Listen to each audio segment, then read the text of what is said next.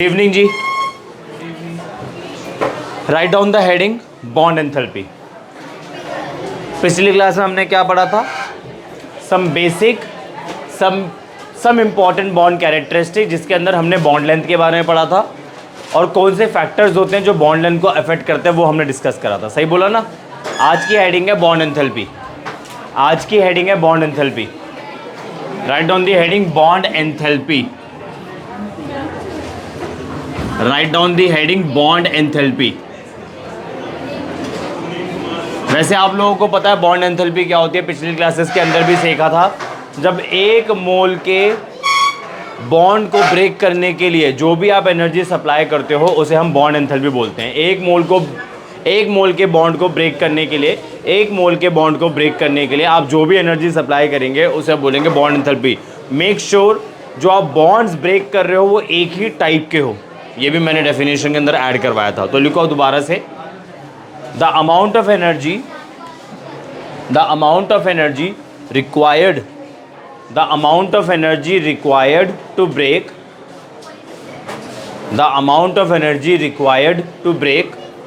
One mole of bonds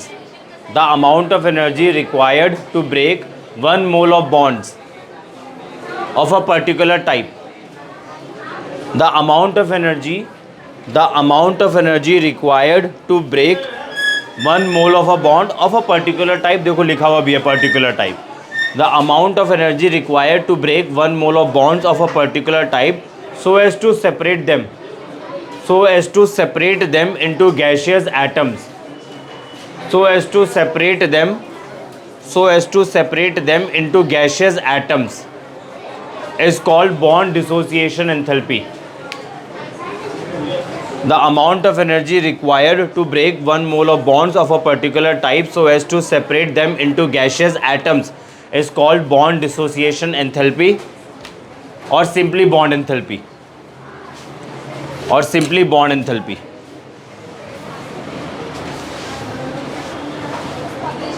ठीक है जी, simply bond enthalpy.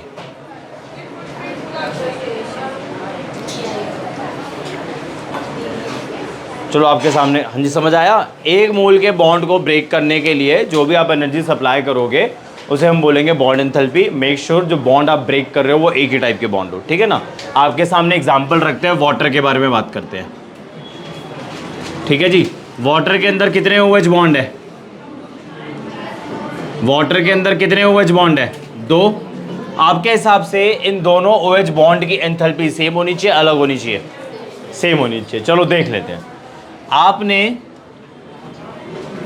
पहले OH बॉन्ड को ब्रेक करने के लिए जो भी एनर्जी सप्लाई करी उसे मैंने बोल दिया डेल्टा BH1। B का मतलब बॉन्ड, H का मतलब एंथैल्पी, बॉन्ड एंथैल्पी।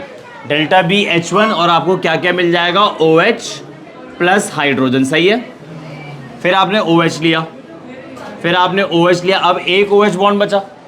इस OH बॉन्ड को ब्रेक करने के लिए आप जो भी एनर्जी सप्लाई कर रहे हो उसको बोलोगे आप डेल्टा BH2, सही है जी, ठीक है ना। और आपको क्या मिल जाएगा? ऑक्सीजन और हाइड्रोजन। इतना क्लियर है? आपने बोला कि सेम होनी चाहिए, मैं बोल रहा हूँ डिफरेंट होती है। देखो क्यों डिफरेंट होती है। जब आप एक OH बॉन्ड को ब्रेक करते हो तो दूसरे OH बॉन्ड के अराउंड सराउंडिंग में जो केमिकल एनवायरनमेंट होता है वो डिफरेंट हो जाता है, ठीक है जी। एक OH बॉन्ड को ब्रेक करने के बाद अगर आप ये वाला OH बॉन्ड ब्रेक कर दोगे तो इसको ब्रेक करने के बाद ये जो दूसरा OH बॉन्ड बचा इसके सराउंडिंग का जो केमिकल एनवायरनमेंट होता है वो चेंज हो जाता है। इस वजह से दूसरे OH बॉन्ड को ब्रेक करने के लिए जो आप एंथैल्पी सप्लाई करोगे वो अब सेम नहीं होगी, वो डिफरेंट हो जाएगी। अब प्रॉब्लम ये अराइज हो रही है कि सर पहले वाले OH को ब्रेक करने के लिए डेल्टा BH1 सप्लाई कर रहे हैं, दूसरे वाले OH बॉन्ड को ब्रेक करने के लिए डेल्टा BH2 सप्लाई कर रहे हैं, तो मैं OH की कौन सी बॉन्ड एंथैल्पी लूँ? ऊपर वाली लूँ, नीचे वाली लूँ? ऐसे केसेस के अंदर आप क्या करोगे? एवरेज करोगे। तो delta BH1 plus delta BH2 divided by 2, और इसको आप लोग बोलोगे मीन बॉन्ड एंथैल्पी, या एवरेज बॉन्ड एंथैल्पी और एवरेज बॉन्ड एंथैल्पी। आया कुछ समझ में? ठीक है ना। मीन बॉन्ड एंथैल्पी और एवरेज बॉन्ड एंथैल्पी। अगर आप वैल्यू लेना चाहते हो तो मैं वैल्यू बता देता हूँ। डेल्टा एक की वैल्यू है 502 किलो जूल पर मोल, दूसरे की है 427, दूसरे की है हाँ जी 427 किलो जूल पर मोल। तो देखो दोनों वैल्यूज अलग है, ठीक है। मैंने क्या बोला, एवरेज लेंगे, तो 502 plus 427 divided by 2 which is equal to 464.5 kilo joule per. आया कुछ समझ में? उतारो से आप।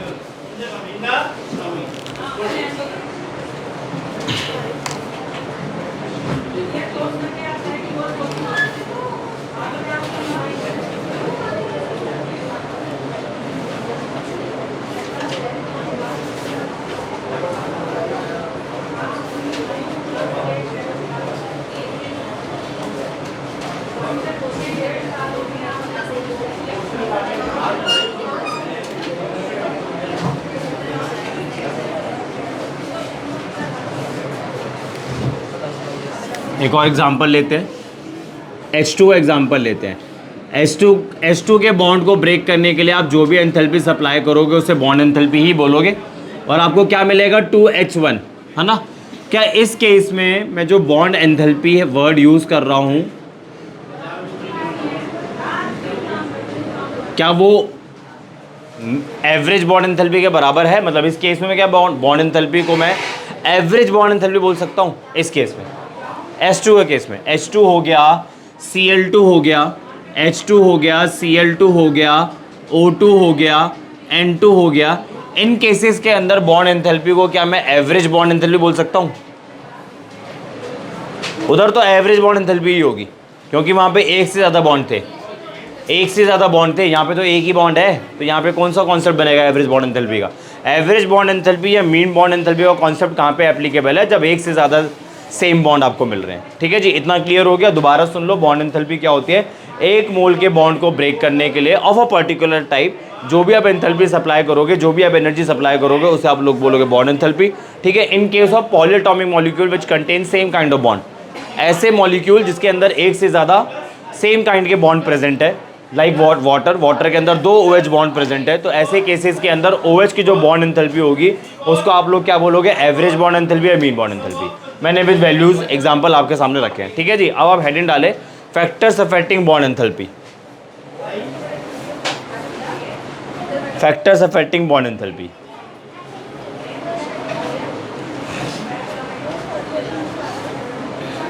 Factors affecting bond enthalpy. ठीक है जी। कौन कौन से फैक्टर्स होते हैं?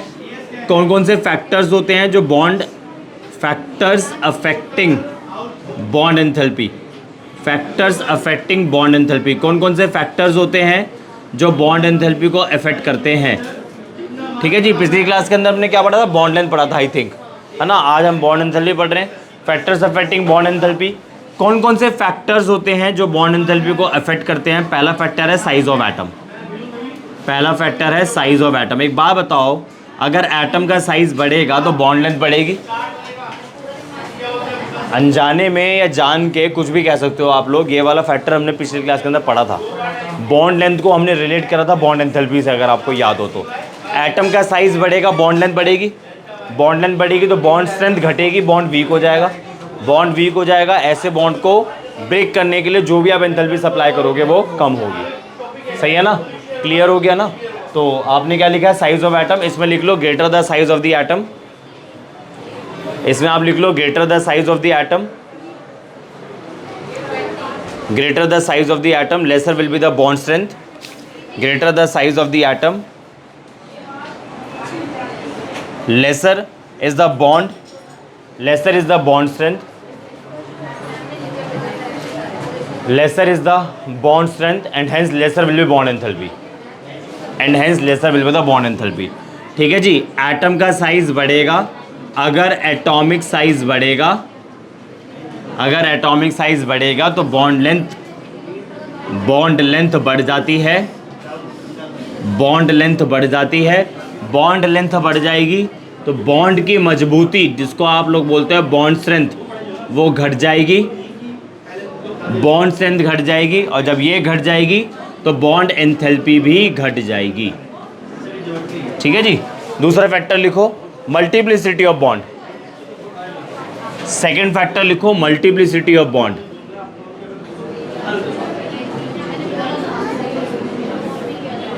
सेकंड फैक्टर लिखो मल्टीप्लिसिटी ऑफ बॉन्ड। ये भी आप लोग पढ़ चुके हो पिछली क्लास के अंदर। मल्टीप्लिसिटी ऑफ बॉन्ड के लिए मैंने आपको दूसरी टर्म बताई थी, bond order. Multiplicity of bond के लिए मैंने एक और टर्म बताई थी आप लोगों को, bond order. Bond order basically आपको क्या बताता है, number of bonds forming between two atom, दो एटम्स के बीच में जितने भी बॉन्ड्स बनते हैं वो आपके बॉन्ड ऑर्डर कहलाता है। तो आप मुझे बता दो सिंगल बॉन्ड, डबल बॉन्ड और ट्रिपल बॉन्ड, इन तीनों में किसको ब्रेक करना ईजी होगा? ट्रिपल बॉन्ड को, हाँ सॉरी, सिंगल बॉन्ड को ब्रेक करना ईजी होगा। सिंगल बॉन्ड को ब्रेक करना ईजी होगा तो कम एंथैल्पी सप्लाई करनी पड़ेगी या ज़्यादा? कम, है ना। तो अगर आप लोग बात करें एचएस सिंगल बॉन्ड के बारे में तो इसकी बॉन्ड एंथैल्पी कम होगी। ओ डबल बॉन्ड के बारे में बात करोगे इसकी बॉन्ड एंथैल्पी ज़्यादा हो जाएगी, और एन ट्रिपल बॉन्ड के बारे में बात करोगे तो इसकी बॉन्ड एंथैल्पी और ज़्यादा देगी। ये जो ऑर्डर आपके सामने लिखा है ये बॉन्ड एंथैल्पी का ऑर्डर लिखा है मैंने, ये मैंने बॉन्ड एंथैल्पी का ऑर्डर लिखा है। सही है, ठीक है जी, क्लियर है बात कुछ? ठीक है जी। बॉन्ड एंथैल्पी क्या होती है, एक पर्टिकुलर टाइप के बॉन्ड को ब्रेक करने के लिए, एक मोल के बॉन्ड को, किसी पर्टिकुलर टाइप के बॉन्ड को ब्रेक करने के लिए आप जो भी एंथैल्पी सप्लाई करोगे उसे हम लोग बोलेंगे बॉन्ड एंथैल्पी। ठीक है जी। और अगर आपके सामने पॉलीएटॉमिक मॉलिक्यूल्स आ जाएं, ऐसे मॉलिक्यूल जिसके अंदर दो या दो से ज़्यादा बेसिकली दो से ज़्यादा एटम्स प्रेजेंट हो और सेम टाइप के बॉन्ड्स प्रेजेंट हो, तो ऐसे केसेस में बॉन्ड एंथैल्पी ना बोल के एवरेज बॉन्ड एंथैल्पी बोलेंगे या मीन बॉन्ड एंथैल्पी बोलेंगे। ठीक। फिर मैंने क्या बोला, फैक्टर्स अफेक्टिंग बॉन्ड एंथैल्पी, जिसमें से पहला फैक्टर देखा साइज ऑफ एटम। एटम का साइज बढ़ेगा, बॉन्ड लेंथ बढ़ेगी, बॉन्ड लेंथ बढ़ेगी, बॉन्ड स्ट्रेंथ घटेगी, बॉन्ड स्ट्रेंथ घटेगी, बॉन्ड एंथैल्पी घट जाएगी। दूसरा फैक्टर क्या बताया, मल्टीप्लिसिटी ऑफ बॉन्ड। इसके अंदर क्या होता है, अगर नंबर ऑफ बॉन्ड्स बढ़ते चले जाएंगे दो एटम्स के बीच में तो बॉन्ड एंथैल्पी भी आपकी बढ़ती चली जाएगी। ठीक है जी। तीसरा फैक्टर लिखो number of lone pairs, number of lone pairs of electrons present, number of lone pairs, number of lone pairs of electrons present, ये तीसरा फैक्टर है। Number of lone pairs, number of lone pairs of electrons present, तीसरा factor है जी हमारा number of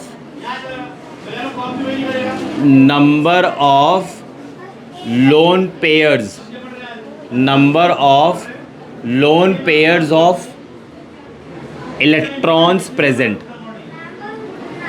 electrons present. ठीक है जी। देखते जाओ जरा इधर। सबसे पहला एग्जांपल ले रहा हूं CH3 का। CH3 के अंदर मुझे carbon carbon single bond discuss करना है। ठीक है। कार्बन पे कोई लोन पेयर है, बता सकते हो है या नहीं है? CH3 के अंदर दोनों कार्बन पे कोई लोन पेयर है? नहीं है, देख लो आप।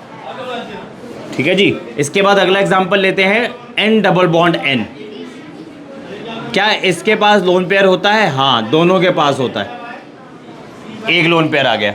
यहाँ पे अगर मैं हेडिंग डाल दूँ नंबर ऑफ लोन पेयर्स, अगर मैं यहाँ हेडिंग डाल दूँ नंबर ऑफ लोन पेयर्स, तो यहाँ 0 है, यहाँ 1 है। इतना क्लियर है। अब चलते हैं किसकी तरफ, और सॉरी गलत ले लिया एग्जांपल मैंने।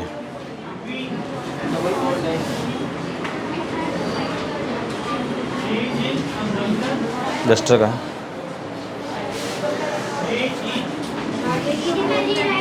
सही तो लिया है, फिर लिया O डबल बॉन्ड O। ठीक है।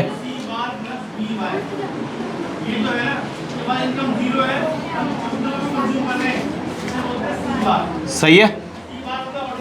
कितने लोन पेयर आ गए, कितने लोन पेयर आ गए बताओ? अबे 2 आ गए ना।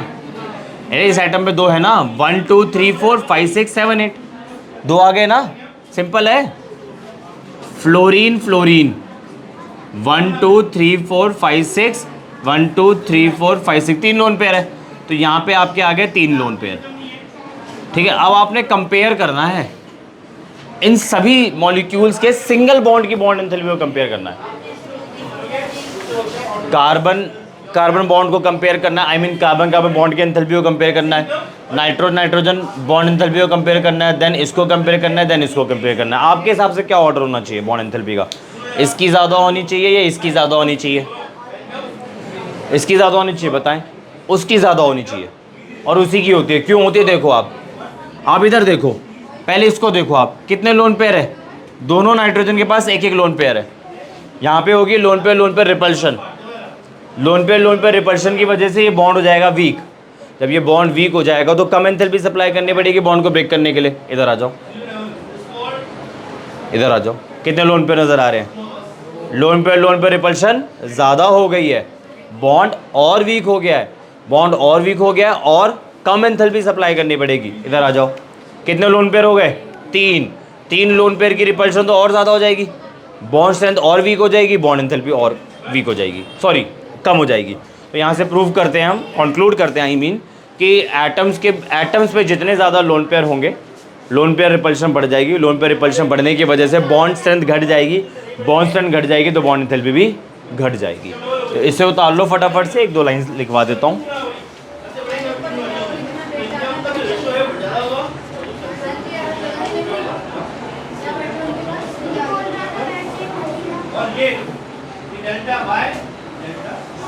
लिखो, greater the number of lone pairs, greater the number of lone pairs of electrons,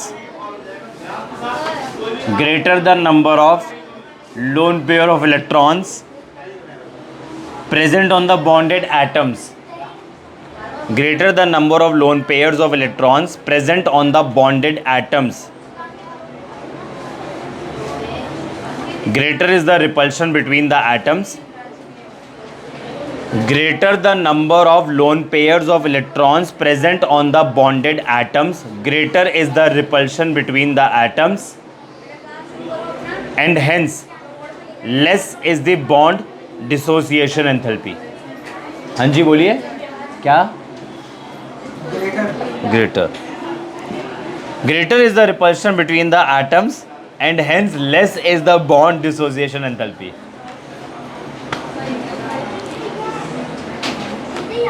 Greater the number of lone pairs of electrons present on the bonded atoms, greater is the repulsion between the atoms and hence less is the bond dissociation enthalpy।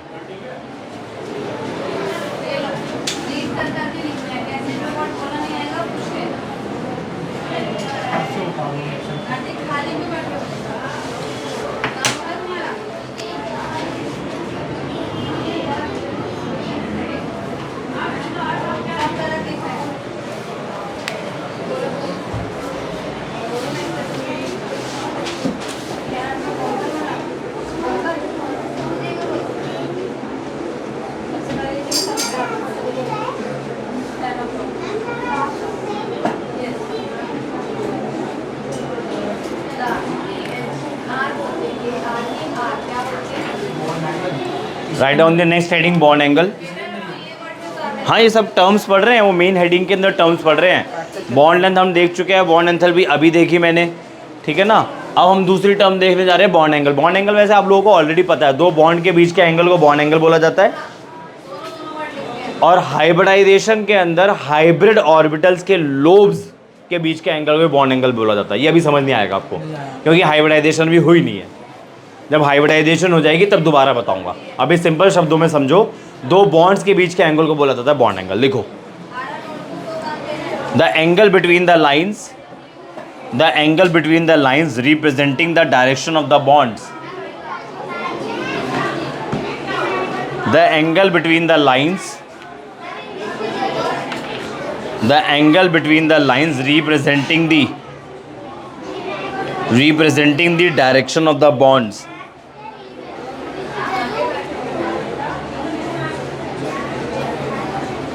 representing the direction of the bonds, that is the orbitals containing the bonding electrons, that is the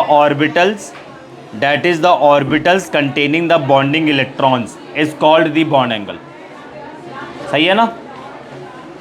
कितने सारे examples हम लोगों ने देखे थे, दो bonds के बीच के एंगल को बॉन्ड एंगल बोला जाता है। कितना सिंपल है, कितना इजी टॉपिक है ये।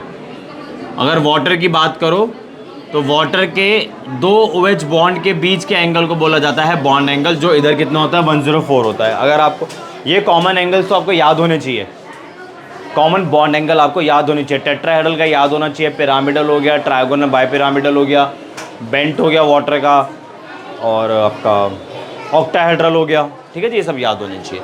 नेक्स्ट हेडिंग डालो बॉन्ड ऑर्डर। नेक्स्ट हेडिंग डालो bond order.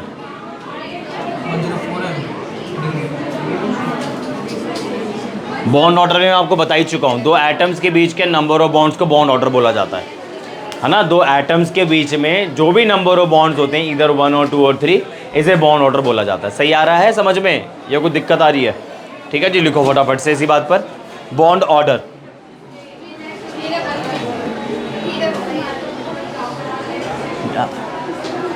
In the Lewis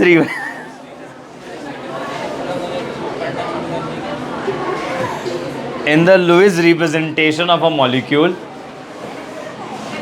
in the Lewis representation of a molecule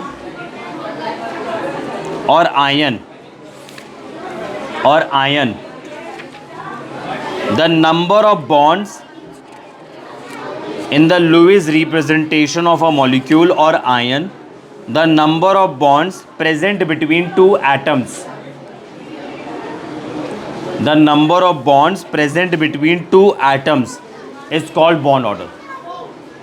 ठीक है जी, I repeat, in the Lewis representation of a molecule or ion, the number of bonds present between two atoms is called bond order। ठीक है ना, दो atoms के बीच के bond को bond order बोला जाता है। तो बताना ज़रा कितना बॉन्ड ऑर्डर है,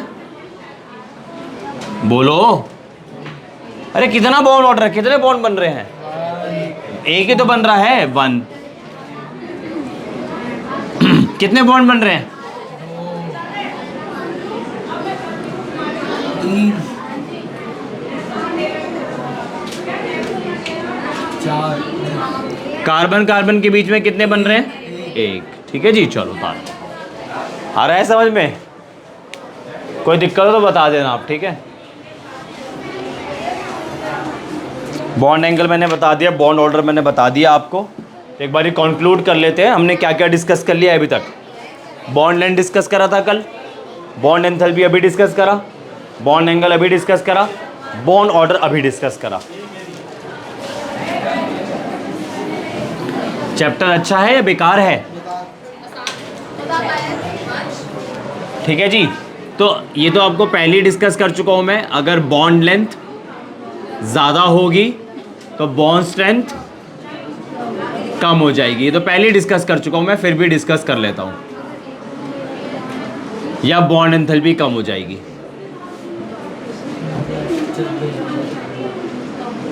ठीक है जी, बॉन्ड ऑर्डर ज़्यादा होगा या मल्टीप्लिसिटी ऑफ बॉन्ड ज़्यादा होगा तो बॉन्ड स्ट्रेंथ ज़्यादा हो जाएगी, और उसकी वजह से बॉन्ड एंथैल्पी भी ज़्यादा हो जाएगी। सही है?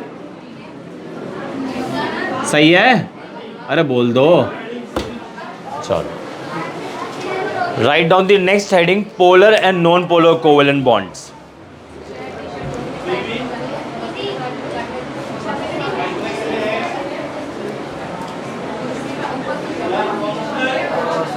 हाँ जी,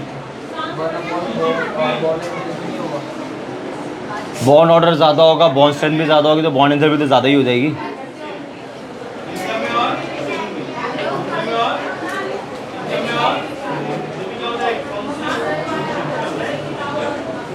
आगे बढ़े, right on the next heading, polar and non polar covalent bonds.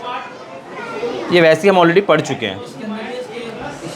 एक बड़ा अच्छा पॉइंट आने वाला, देखना ज़रा। अभी डाइपोल मोमेंट अभी दूर है, नहीं अलग हेडिंग है ये।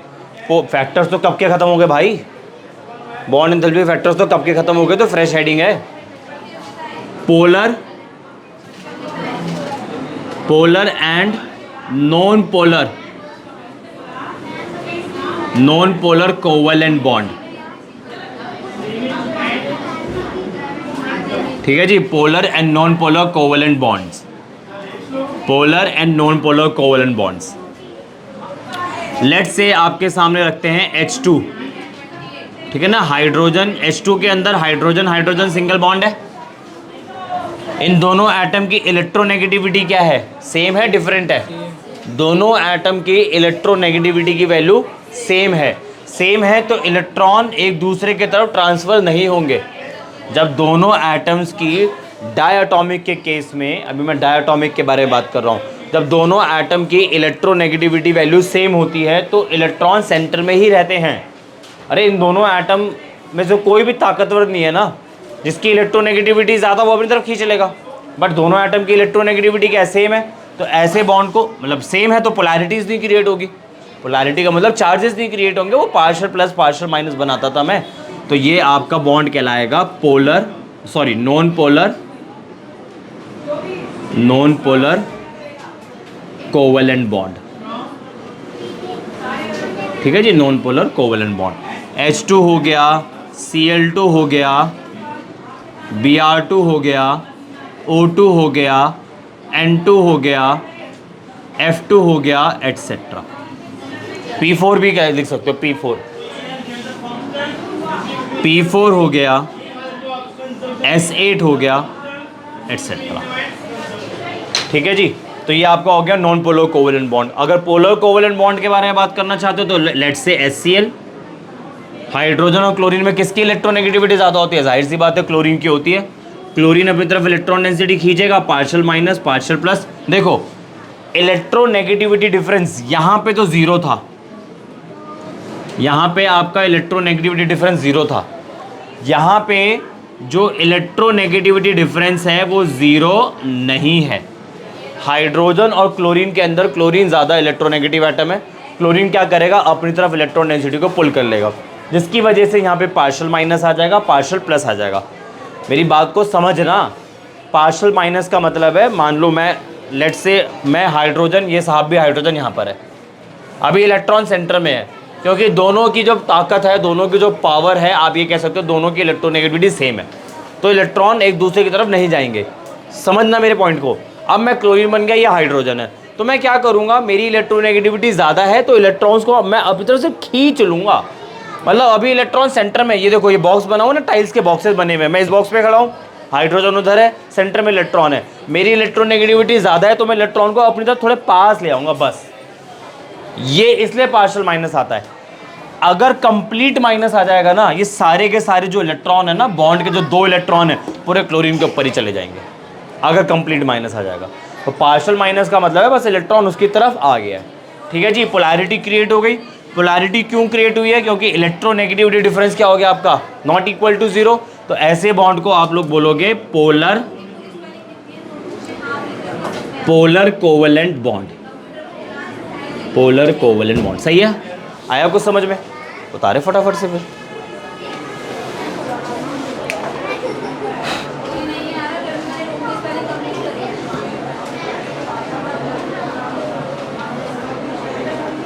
आगे बड़ी सी बात पर एक बड़ा अच्छा पॉइंट है, लिखो जरा, बेहतरीन पॉइंट है। Ionic bond is an extreme case of polar covalent bond. बहुत बेहतरीन पॉइंट है। Ionic bond is an extreme case of polar covalent bond. इस लाइन का क्या मतलब है, समझा सकते हो आप मुझे?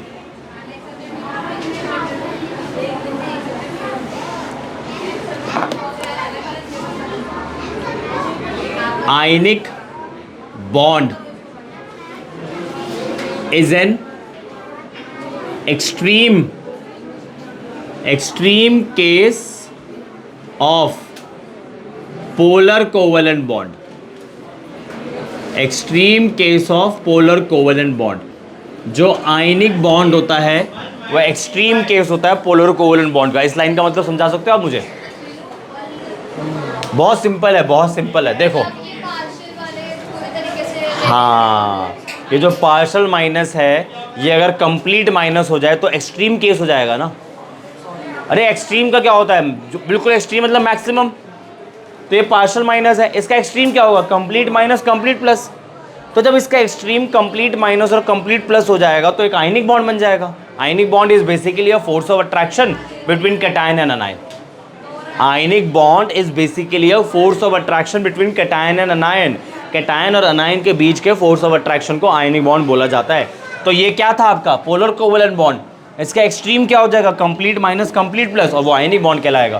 तो ionic bond is an extreme case of polar covalent bond. चलिए नेक्स्ट हेडिंग डालें, partial ionic character of covalent bond, partial ionic character of covalent bond.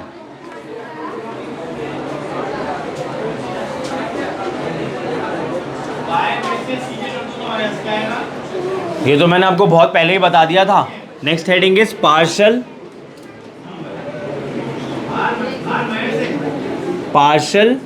Ionic character of covalent bond. बहुत पहले ही देखा था ना हमने ये टॉपिक, कहाँ देखा था याद है कुछ? धुंधली याद है आप लोगों की, सुना सुना लग रहा होगा, है ना? दोनों मतलब निकल रहे हैं। कुछ याद आ रहा है? हेनी स्मिथ इक्वेशन पढ़ी थी, हेनी स्मिथ इक्वेशन, कुछ याद नहीं आ रहा। पहले ये वाला कॉन्सेप्ट देखो, अगर दो एटम्स के बीच का इलेक्ट्रोनेगेटिविटी डिफरेंस 1.9 है तो इसके अंदर 50% आयनिक बॉन्ड होगा एंड 50% कोवेलेंट बॉन्ड। सही है? कुछ आ रहा है समझ में? अरे बोलो भाई, अरे बोलो। अगर इलेक्ट्रोनेगेटिविटी डिफरेंस ग्रेटर देन 1.9 हो जाएगा तो आयनिक ज़्यादा होगा, कोवेलेंट ज़्यादा होगा, आयनिक कैरेक्टर ज़्यादा हो जाएगा। तो आयोनिक कैरेक्टर एक्सीड कर जाएगा, आयनिक कैरेक्टर एक्सीड कर जाएगा कोवेलेंट कैरेक्टर के। सही है जी? अरे बोलो। और तीसरा केस क्या है? अगर इलेक्ट्रोनेगेटिविटी डिफरेंस दो एटम का 1.9 से कम हो जाएगा तो आयनिक कैरेक्टर आपका कम हो जाएगा और कोवेलेंट कैरेक्टर बढ़ जाएगा। कुछ आया समझ में? अरे बोलो, जल्दी से उतार लो फिर इसे, फिर आगे बढ़ते हैं। हाँ जी,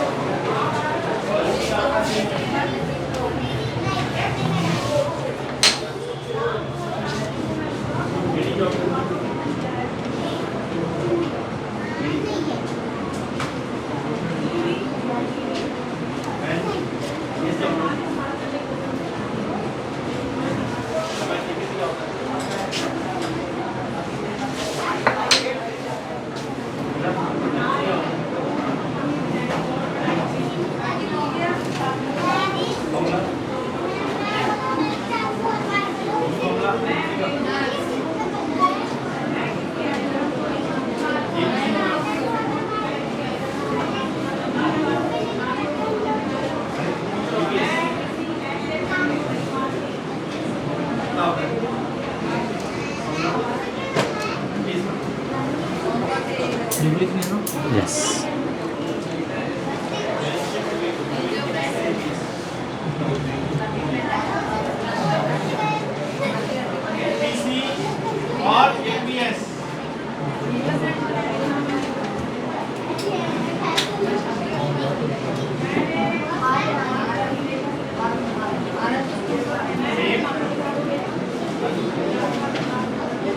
सही है ना? ये इक्वेशन मैंने आपके सामने लिखी है। ऊपर वाली पॉलिंग इक्वेशन है, नीचे वाली हेनी स्मिथ इक्वेशन है। इनको यूज करके आप परसेंटेज आयनिक कैरेक्टर कैलकुलेट कर सकते हो किसी भी कोवेलेंट बॉन्ड के अंदर। सही है ना? 1.4 है। ठीक है जी, ये दोनों फॉर्मूले उतार लो और इसके बाद आप हेडिंग डालेंगे डाइपोल मोमेंट। जी, डाइपोल मोमेंट की स्पेलिंग DI, डाई पोल, दो पोल, dipole moment.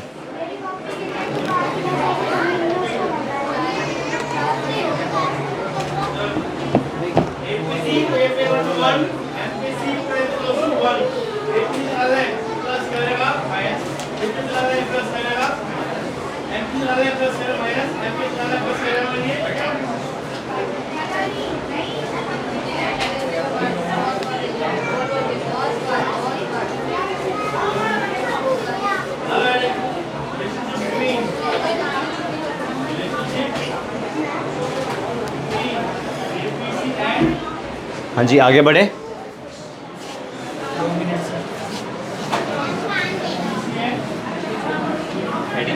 Dipole moment, next heading is dipole moment.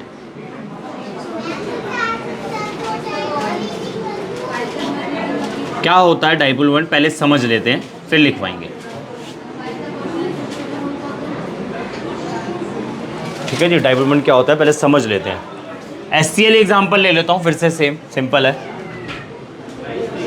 Hydrogen और क्लोरीन में कौन ज़्यादा इलेक्ट्रोनेगेटिव? क्लोरीन। क्लोरीन क्या करेगा? हाइड्रोजन को खींचेगा। अबे यार, चैप्टर खत्म होने को जा रहा है, ये टॉपिक पिछले चैप्टर में भी पढ़ा था और आप कह रहे हैं हाइड्रोजन इलेक्ट्रॉन को अपनी तरफ पुल करता है, जिसके ऊपर, जिसकी वजह से पार्शियल माइनस और पार्शियल प्लस आ जाता है। इलेक्ट्रॉन को पुल करता है जिसकी वजह से पार्शियल माइनस और पार्शियल प्लस आ जाता है। पोलैरिटीज क्रिएट हो गई, दो पोल्स क्रिएट हो गए, डाइपोल बन गया। अब आया समझ में? मैंने स्टेप बाय स्टेप चीज़ें बोली हैं। पहले पोलैरिटीज़ बोली जो मैं इतने दिनों से बोल रहा था। पोलैरिटीज़ मतलब चार्ज, ये आपका नेगेटिव पोल है, ये आपका पॉजिटिव पोल है, मतलब दो पोल्स क्रिएट हो गए। तो डाइपोल मोमेंट बेसिकली बताऊँ क्या करता है? डाइपोल को मेजर करता है। एक्सटेंट ऑफ डाइपोल को जो मेजर करता है वो बोलता है dipole, sorry, extent of dipole को जो मेजर करता है उसे डाइपोल मोमेंट बोला जाता है। आपका डाइपोल कितना है, एक्सटेंट ऑफ डाइपोल, तो जो डाइपोल को मेजर करता है वो डाइपोल मोमेंट कहलाता है।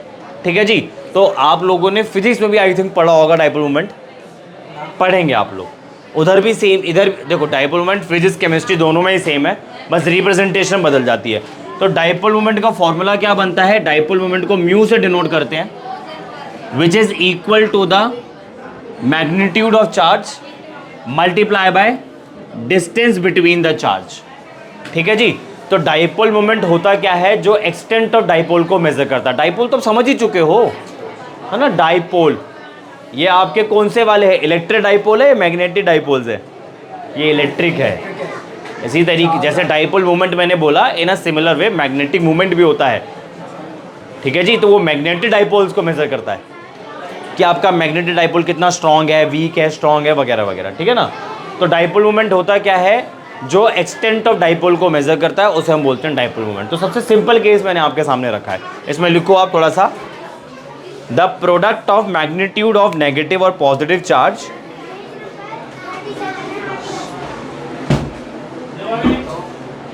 The product of magnitude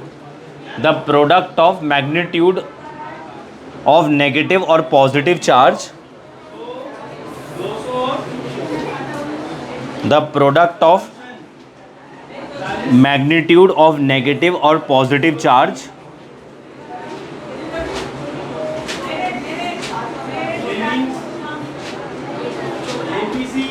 the product of magnitude of negative or positive charge and the distance between the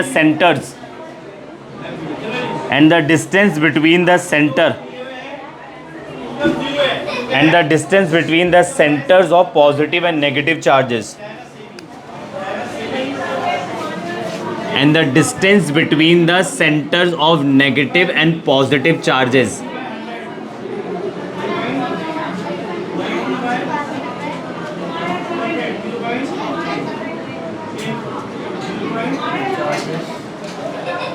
The process of magnitude of negative or positive charges and the distance between the centers of positive and negative charges is called dipole moment.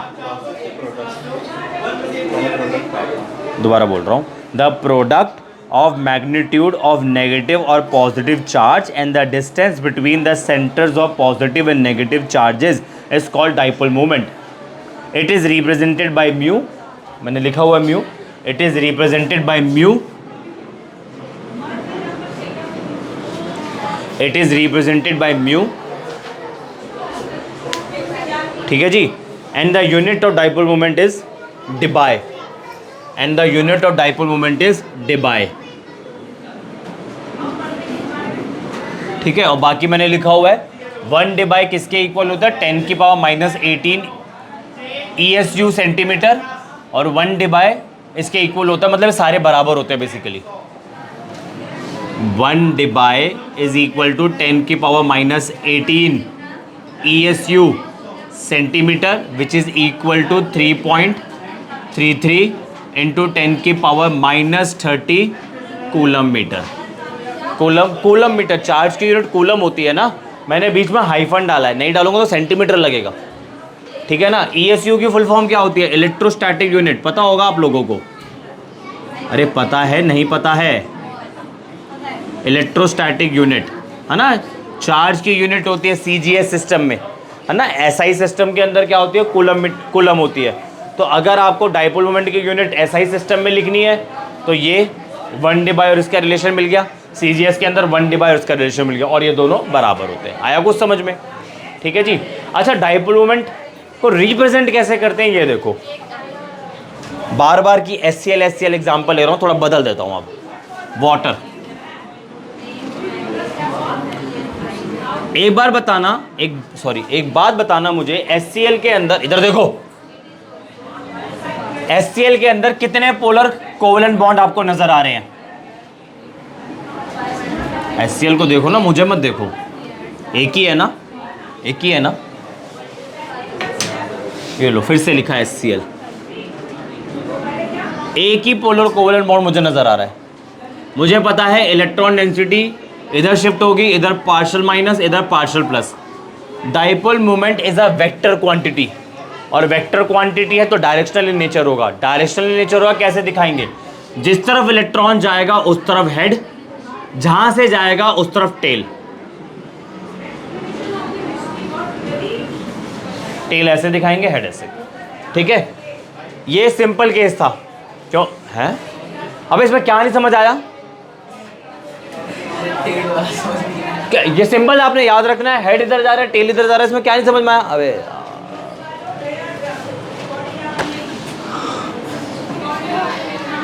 हाँ जी, इधर देखो। अब इधर जो bond है, एक से ज्यादा बॉन्ड है, पोलर कोवेलेंट बॉन्ड की बात कर रहा हूं। HCl के अंदर जो पोलर कोवेलेंट बॉन्ड था वो एक ही था। यहां पे जो पोलर कोवेलेंट बॉन्ड है वो 2 है। यहां पे जो डाइपोल मोमेंट आएगा वो इसकी वजह से आएगा, समझ रहे हो मेरी बात? यहां पे जो भी डाइपोल मोमेंट आएगा, फिलहाल 0 तो नहीं होगा, ठीक है। जो भी डाइपोल मोमेंट आएगा वो इस बॉन्ड की वजह से आएगा। बट द पॉइंट इज, यहां पे 2 पोलर कोवेलेंट बॉन्ड है, और यहां पे जो डाइपोल मोमेंट आएगा वो इन दोनों की वजह से आएगा, है ना। ऑक्सीजन हाइड्रोजन में कौन सा था इलेक्ट्रोनेगेटिव? ऑक्सीजन। ये ऐसे कर दो आप लोग, बन गया, पार्शियल माइनस आ गया, पार्शियल प्लस आ गया, सही है। तो इधर भी तो वही होगा, सही है। डेल प्लस डेल माइनस तो ट्वाइस हो गया। मैंने क्या बोला?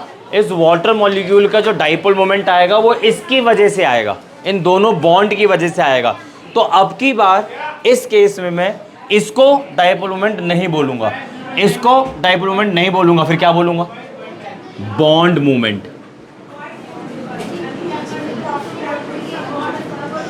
ठीक है जी, ये समझ आया? ये बॉन्ड मूवमेंट है। अब दोनों के दोनों बॉन्ड मूवमेंट एक ही डायरेक्शन में जा रहे हैं, वेक्टर एडिशन हो जाएगा, ऐड कर जाएंगे तो रिजल्टेंट कहाँ जाएगा? ऊपर जाएगा। तो रिजल्टेंट इसके एग्जैक्टली ऊपर जाएगा, तो मैं साइड में बना रहा हूं। तो अगर मैं आप लोगों का पूछूं, वाटर केस में डाइपोल मोमेंट कहाँ पे लाई कर रहा है? रिजल्टेंट डाइपोल मोमेंट ऊपर लाई कर रहा है, ठीक है जी, इस डायरेक्शन से ऊपर लाई कर रहा है। और इस केस में भी म्यू आपका 0 नहीं होगा। कुछ आया समझ में? कुछ आया? मैंने मल्टीप्लाई नहीं करा भाई। 28 कहाँ लिखा हुआ है sir ji? 2 partial minus. Very good, very good, keep it up, keep it up, keep it up. इसकी वैल्यू देख लो, HCl की होती है जी 1.07 डिबाई, ठीक है। अगर मैं लिखूं HF HCl HBr और HI,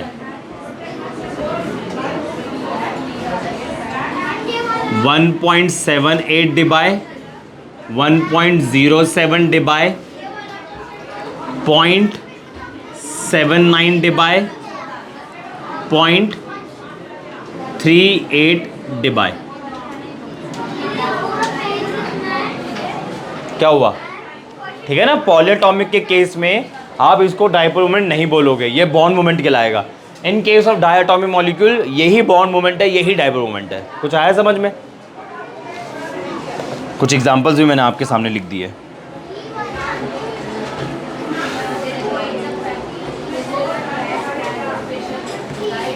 ठीक है जी। वाटर का एग्जांपल सबसे अब ये उतार लो वाटर के। अब ये पॉलीएटॉमिक में आ गया।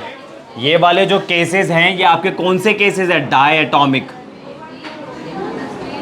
डायटोमिक मॉलिक्यूल, सही है।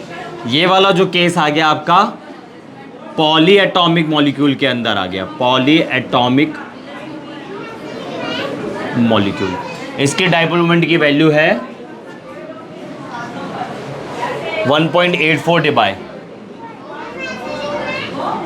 चलो अब आप मुझे बताओ अमोनिया, अमोनिया का डाइपोल मोमेंट आपके हिसाब से क्या होना चाहिए? 0 होगा या नॉट इक्वल टू 0 होगा? 0 होगा या नॉट इक्वल टू 0 होगा? पहले अमोनिया के स्ट्रक्चर को तो इमेजिन करो। 3D सिखाया था ना, 3D। अब देखो नाइट्रोजन और हाइड्रोजन में कौन ज़्यादा इलेक्ट्रोनेगेटिव है? देखो पिरामिडल होता था, याद आया कुछ? ये वाला बॉन्ड थोड़ा बड़ा बना रहा हूँ, ये वाला बॉन्ड थोड़ा बड़ा बना रहा हूँ, पीछे वाला छोटा बनाता हूँ ताकि 3D लुक आए। आप ऐसे भी पेपर में बना सकते हो, कोई नहीं काटेगा आपके नंबर। हाइड्रोजन, हाइड्रोजन और हाइड्रोजन, इसमें कौन ज़्यादा इलेक्ट्रोनेगेटिव है? नाइट्रोजन। पार्शियल माइनस, ये 8 नहीं है, ठीक है भाई, ये 8 नहीं है, पार्शियल माइनस। और बॉन्ड मूवमेंट कहाँ लाया करेगा? यहाँ, सही है। अगेन बॉन्ड मूवमेंट कहाँ लाया करेगा? यहाँ लाया करेगा। एक और पार्शियल माइनस आ जाएगा, डेल प्लस, मतलब 2 पार्शियल माइनस हो चुके हैं। और एक और बॉन्ड मूवमेंट यहाँ लाया करेगा, मतलब 3 पार्शियल माइनस हो चुके हैं। तीनों के तीनों बॉन्ड मूवमेंट कैसे लाया कर रहे हैं? पेन दिखाना। इसको लेता हूँ, अब तो यूज़ करना पड़ेगा, पकड़ लिया तो पेन, उठा देना भाई। नाइट्रोजन बॉन्ड मूवमेंट ऊपर, बॉन्ड मूवमेंट ऊपर, बॉन्ड मूवमेंट, तीनों मर्ज कर जाएंगे, रिजल्टेंट ऊपर जाया करेगा, रिजल्टेंट ऊपर लाया करेगा और वैल्यू भी बहुत ज़्यादा हो जाएगी। कन्वर्जिंग है ना, एक ही पॉइंट पे कन्वर्ज कर रहे हैं ना, ठीक है ना। तो रिजल्टेंट ऊपर लाया करेगा।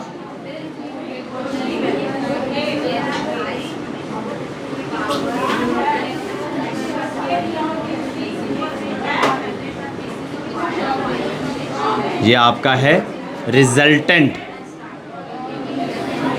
रिजल्टेंट डाइपोल मूवमेंट, ठीक है जी। और ये है आपका जी बॉन्ड मूवमेंट। कुछ घुस रहा है दिमाग के अंदर? आया कुछ समझ में? अब हमें देखना है CO2 का बताओ, CH2 का बताओ, BeF2 का बताओ, फटाफट से आज ही बताना है। सबसे पहले बताओ CO2 का। पॉलिंग इक्वेशन, हेनी स्मिथ इक्वेशन, जिसमें से हेनी स्मिथ इक्वेशन आपने कर रखी है, एक मोलिकन इक्वेशन कराई थी और एक पॉलिंग इक्वेशन करा दी, 3 इक्वेशन बता दी। अब आपने करना है CO2 oxygen double bond C double bond O, पहला एग्जाम्पल, आई मीन 1 2 3, चौथा एग्जाम्पल हो गया। पॉलीएटॉमिक चल रहा है अब, वो आपका डायटोमिक था, ये पॉलीएटॉमिक में आ गया है। CO2 बताना है, उसके बाद CH2 बताना है, उसके बाद आपने बताना है BeF2। चलिए बताइए फटाफट से, आपके हिसाब से क्या होना चाहिए? इसका डाइपोल मोमेंट 0 होना चाहिए, नॉट इक्वल टू 0 होना चाहिए? जल्दी बताइए। इसमें 0 कैसे हो सकता है? हाँ, कैसे हो सकता है 0 जब सारे के सारे बॉन्ड मोमेंट कन्वर्ज कर रहे हैं? मुझे क्या पता कब होगा, आप बताओ। आप पे छोड़ा मैंने, एक क्वेश्चन दिया मैंने आपको, 3 क्वेश्चन दिए, एक नहीं 3 दिए, आपके सामने है, आपके सामने कंप्यूटर स्क्रीन पर, आई मीन वाइट बोर्ड पर। क्या खानी है?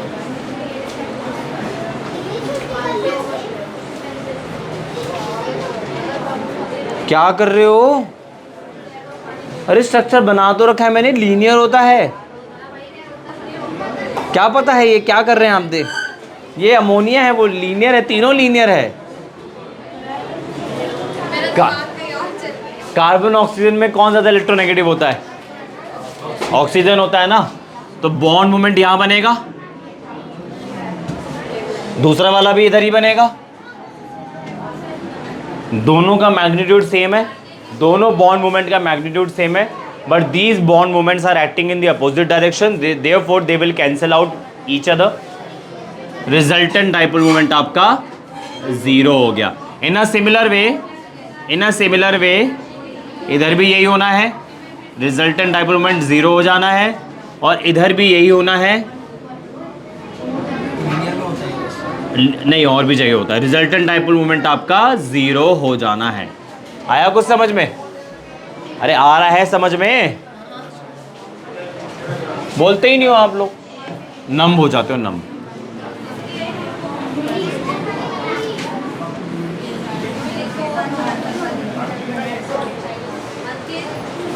चलिए अगला एग्जांपल देखते हैं, BF3।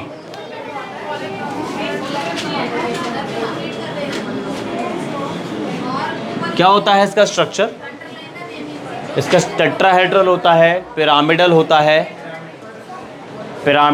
टेट्राहेड्रल होता है, बेंट होता है, और स्क्वायर प्लेनर होता है। क्या होता है? पिरामिडल, आप बताएं। टेट्राहेड्रल, टेट्रा में 4 होते हैं, ये 3 का सेंटर एटम के आसपास 4 होते हैं। बहुत बढ़िया, बेहतरीन जा रहे हैं आप लोग, तरक्की की राह पर हैं आप लोग। ट्रायगोनल प्लेनर होता है ये। मैंने हाँ, तो यही तो आपको आइडेंटिफाई करना था कि सर ने ऑप्शन ही नहीं दिया। ऊपर फ्लोरीन, इधर फ्लोरीन, और इधर फ्लोरीन। आपके हिसाब से क्या होना चाहिए? रिजल्टेंट डाइपोल मोमेंट 0 होना चाहिए, नॉट इक्वल टू 0 होना चाहिए।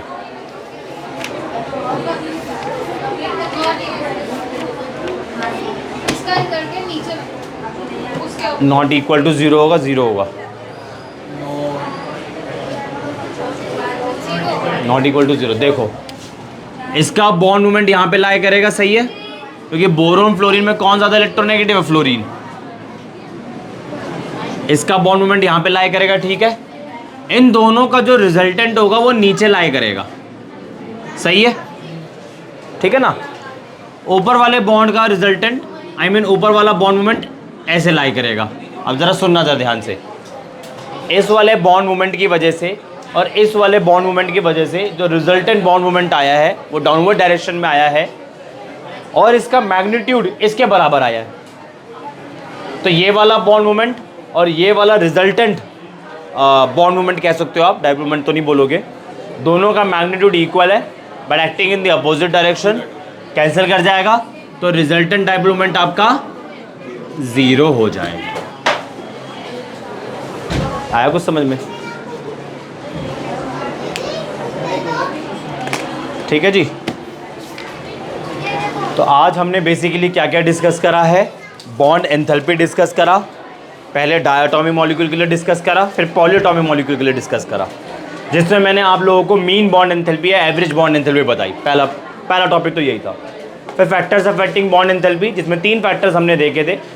साइज ऑफ द एटम देखा था, मल्टीप्लिसिटी ऑफ बॉन्ड देखा था, लोन पेयर देखा था, है ना। इसके बाद हमने क्या देखा? Bond angle. बॉन्ड एंगल क्या होता है? बेसिकली 2 बॉन्ड्स के बीच के एंगल को बॉन्ड एंगल बोला जाता है। फिर हमने बॉन्ड ऑर्डर देखा, number of bonds formed between 2 atom is known as bond order, सही है ना, यही देखा ना हमने। इसके बाद हमने क्या देखा था? पार्शियल आयनिक कैरेक्टर, जिसमें मैंने इलेक्ट्रोनेगेटिविटी डिफरेंस के बेसिस से बताया कि अगर 1.9 की वैल्यू के बराबर है तो 50% कोवेलेंट, 50% आयनिक। 1.9 से ज़्यादा है, आयनिक कैरेक्टर ज़्यादा हो जाएगा, 1.9 से कम है, आयनिक कैरेक्टर कम हो जाएगा। 2 इक्वेशन बताई थी, पॉलिंग इक्वेशन, हेनी एंड स्मिथ इक्वेशन, सही है। इसके बाद हमने क्या देखा? पोलर, एक टॉपिक मिस कर गए हम, polar and non polar covalent bonds. और वहीं पर एक बड़ा अच्छा पॉइंट बताया था, ionic bond is an extreme case of polar covalent bond. फिर हमने डाइपोल मोमेंट देखा। डाइपोल मोमेंट क्या होता है? जो एक्सटेंट ऑफ डाइपोल मोमेंट को मेजर करता है, जो एक्सटेंट ऑफ डाइपोल मोमेंट को मेजर करता है उसे हम बोलते हैं डाइपोल मोमेंट। वेक्टर क्वांटिटी होती है, that is directional nature. Units वगैरह सब डिस्कस कर लिए, कुछ एग्जांपल्स भी डिस्कस करें, अभी 3 एग्जांपल और रहते हैं, ठीक है। आज के लिए इतना ही है, and for more chemistry related videos subscribe my channel and share also. Thank you.